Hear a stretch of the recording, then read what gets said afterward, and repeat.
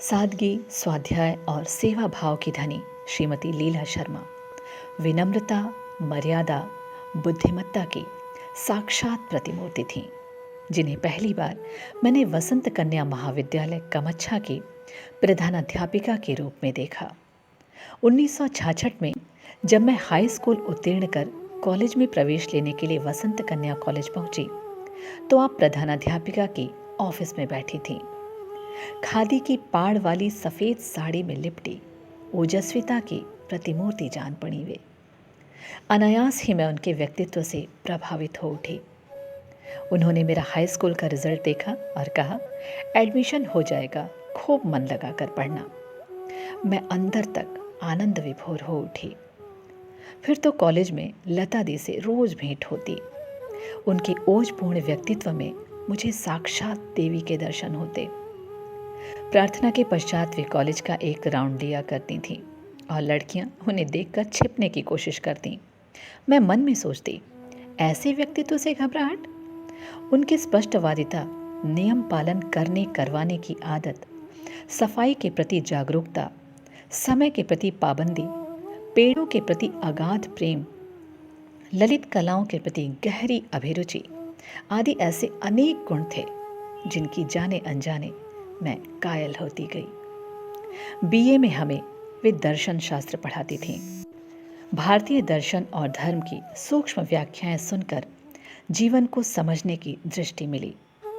दर्शन के साथ साथ वे जीवन का दर्शन और पाठ भी हम लड़कियों को समझाती रहती थीं। युग पुरुष गांधी जी का प्रभाव लीला दी के जीवन में बहुत गहराई तक उतरा हुआ था। वे गांधी जी को अपना आदर्श मानती थीं। स्वतंत्रता की लड़ाई में उनका और उनके पति का महती योगदान रहा था। उनके पति स्वर्गीय राधे श्याम जी शर्मा काशी हिंदू विश्वविद्यालय में प्रोफेसर थे। स्वतंत्रता प्राप्ति के पहले अनेक बार अंग्रेज सरकार ने उन्हें जेल में डाला था। उन जैसे अनेक देशप्रेमी योद्धाओं के कारण ही आज हम स्वतंत्र देश में सांस ले रहे हैं।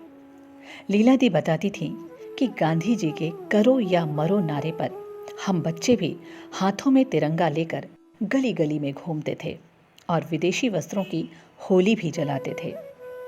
गांधी जी की कर्मठता ने हमें ऊंचे नीचे हर प्रकार के कार्य करने की दीक्षा दी।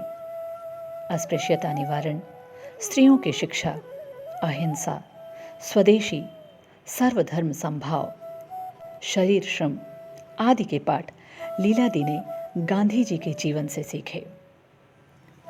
लीला दी का व्यक्तित्व सादा जीवन, उच्च विचार के ओतप्रोत रहा।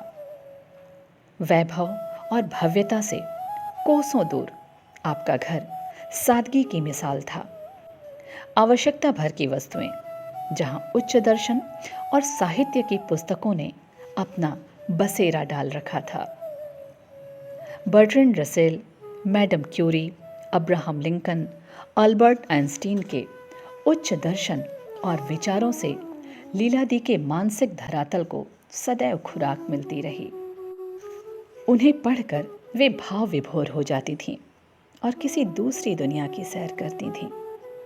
एक बार जब मैं उनके साथ बैठी थी तो संस्कृत की बात चल रही थी।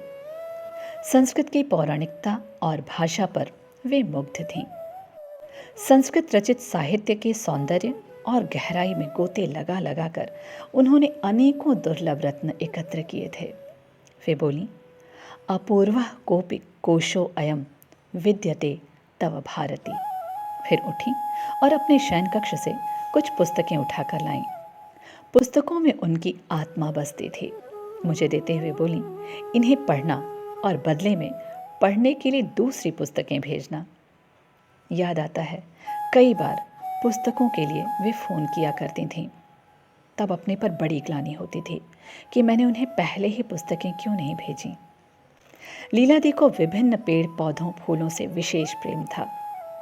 कॉलेज में छाया वाले ऊंचे ऊंचे पेड़, चारों ओर क्रोटन के गमले, बेला, जूही, पारिजात के खुशबू बिखेरते फूलों से उन्हें अगाध प्यार था। कई बार मैंने देखा कि उनके पास रुककर उनके सौंदर्य और सुगंध का रसास्वादन कर रही होती थीं। उन्होंने शांति निकेतन में अध्ययन किया था, इसलिए बंग परिवेश और चंपा के फूलों से उन्हें बहुत प्यार था।